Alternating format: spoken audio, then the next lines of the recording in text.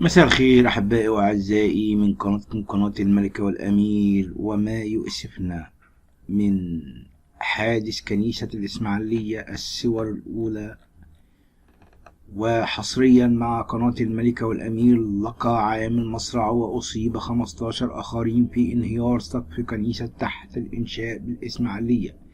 وكان اللواء منصور لاشين مدير أمن الإسماعيلية تلقى إخطار يفيد مصرع وإصابة 15 شخص في انهيار سقف تحت الإنشاء بكنيسة ماري مرقس الجديدة بمدينة القنطرة غرب خلف شركة الكهرباء. أسفر الحادث عن وفاة عامل يدعى شكري فوزي يوسف صليب، وإصابة 15 عاملا آخرين بإصابات مختلفة، وتم نقلهم إلى مستشفى أبو خليفة لتلقي العلاج. تم تحرير المحضر بالواقعة، وأخطرت النيابة العامة لتتولى التحقيق. اقرأوا أيضا: لأول مرة احتفال فريد بعيد الغطاس بالأنفورة برئاسة الأنبا توماس. لأول مرة منذ قرون كثيرة يتم إحياء تقليد إطلاق قناديل الغطاس المضيئة على سطح المياه في بيت الأنافورة بقناة مائية صغيرة في وسط البيت.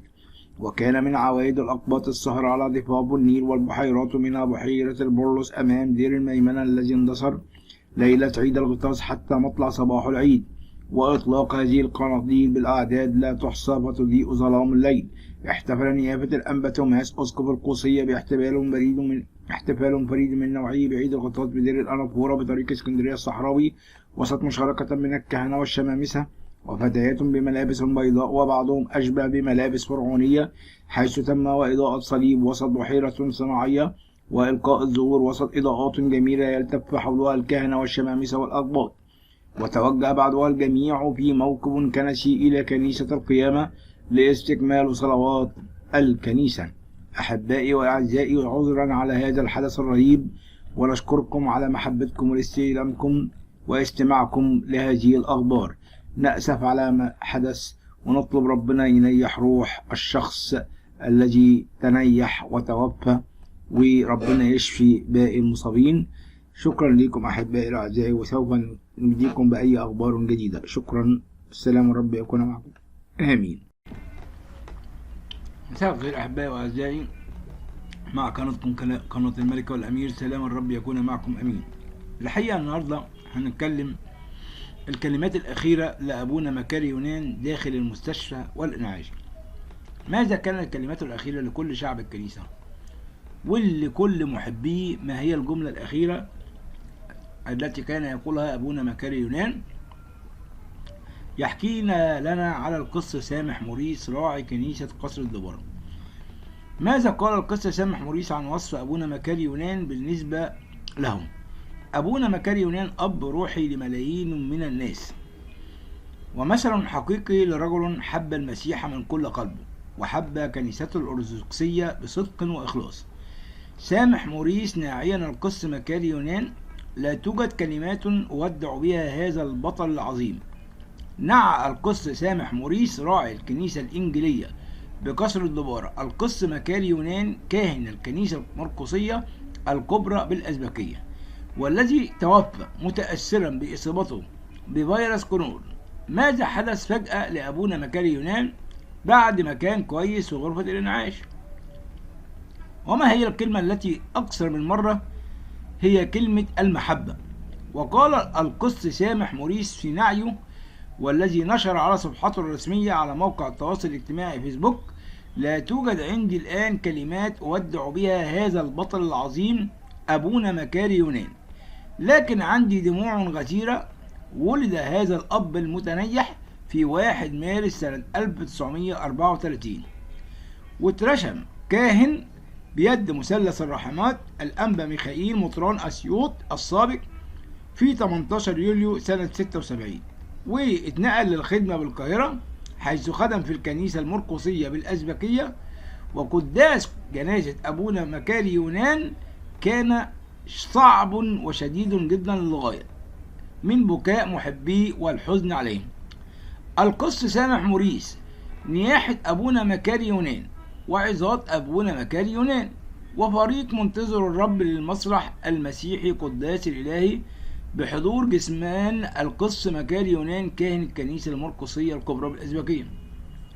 من الكنيسة المرقسية الكبرى بالأزبكية. يرأس الصلاة نيافة الأنبا رفائيل الأسقف العام بقطاع كنائس وسط القاهرة. وأعلن القمص موسى إبراهيم المتحدث الرسمي للكنيسة القبطية الأرثوذكسية وفاة القس مكاري يونان كاهن الكنيسة المرقسية الكبرى بالأزبكية القاهرة. وكانت تصوني سونا زوجة القمص مكاري يونان توفيت صباح الجمعة الماضية وهو يوم عيد ميلاد السيد المسيح متأثرا بإصابتها بفيروس كورونا. ونشرت الأسرة عبر الصفحة الرسمية للقمص مكاري يونان على موقع التواصل الاجتماعي فيسبوك شكر لكل من تقدم بالعزاء في رحيل زوجة القمص مكاري يونان. وكانت أسرة القمص مكاري يونان تطلب الصلاة من أجل أن يتم شفاء أبونا مكاري من فيروس كورونا. الحقيقة النبأ اللي أحزن كل مسيحي العالم عقب نياحة أبونا مكاري يونان، هذا الرجل العظيم، هذا الشخصية الجميلة الذي كان هناك أقاويل بأن عظاته كانت بروستانتينية أو هناك له لديه بعض الأفكار البروستانت. وتوفى هذا القمص العظيم كاهن الكنيسة المرقسية الكبرى في القاهرة، وذلك بعد إصابته بفيروس كورونا. وكانت تصوني سونا زوجة هذا القمص مكاري يونان الشخص العظيم التي توفت صباح الجمعة متأثرة بإصابتها بفيروس كورونا. الأمور تحتاج إلى توضيح. هل أبونا مكاري يونان كانت لديه أفكار بروتستانتية أو أفكار إنجيلية؟ وهل لعله كان يحضر بأنه في الكنائس الإنجيلية وكان يعظ الشعب وكان لديه أفكار بأن جميع الكنائس هي بيت الرب، وكان يشجع بعض الشباب للحضور في الكنائس الإنجيلية يعني إنهم يحضروا وإن كله بيقول كلام ربنا وكله بيت ربنا.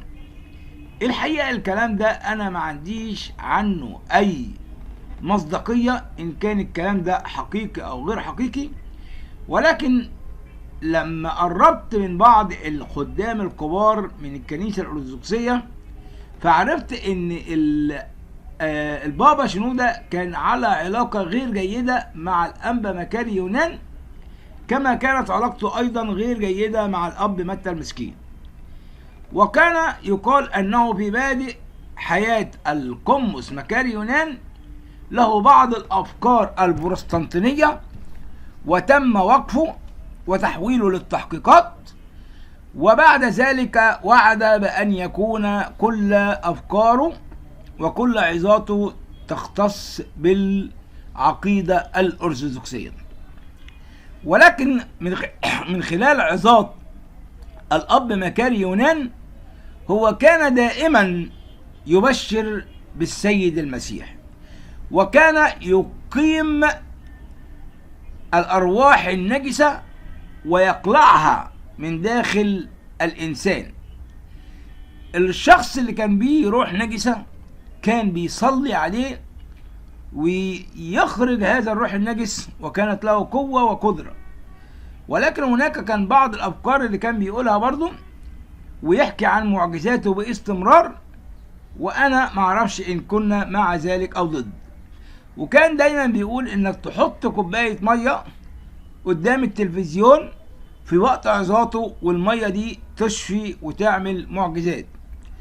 برضو أنا ما أقدرش، لأن الله قادر على كل شيء، الله يفوق كل العقول.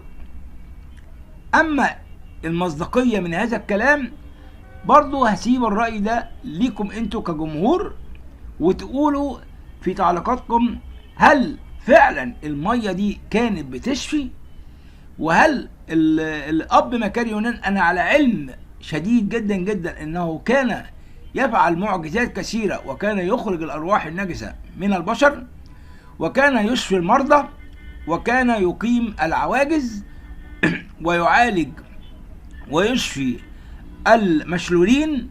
طبعا إن كان الرب معنا فمن علينا، فده يدل على أن الرب يسوع كان معه.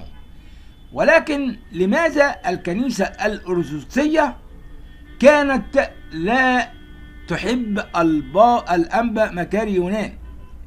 هل لأن هناك كانت علاقات سيئة بينه وبين البابا شنودة؟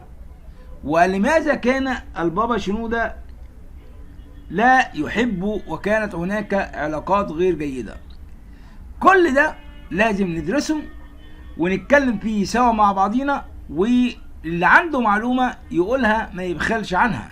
جايز تكون أنا معلوماتي تكون غير دقيقة أو غير متوسعة، لكن لا مانع إن أنا لست واعظ، ولكن أنا كشخص مثلكم وعايزين نبحث ونوجد الحقيقة. شكرا لكم أحبائي وأعزائي، ويا رب دايما تكونوا بخير وبسعادة، وكل سنة وانتم طيبين بمناسبة عيد الغطاس المجيد، وهو اليوم الذي ظهر فيه الثالوث الأقدس. الآب قال هذا هو ابن الحبيب الذي به سررت. الروح القدس ظهر على هيئة حمامة على كتف الرب يسوع، وأكنوم الابن الكلمة السيد المسيح الذي تعمد من يوحنا المعمدان. شكرا لمحبتكم، وإن شاء الله تاكلوا قلقاس جميل كده حلو وقصب، وتكونوا في أسعد وأحسن حال، وربنا يباركنا كلنا كمسيحيين ومسلمين، ويجعل مصر دايما في سعادة وهناء.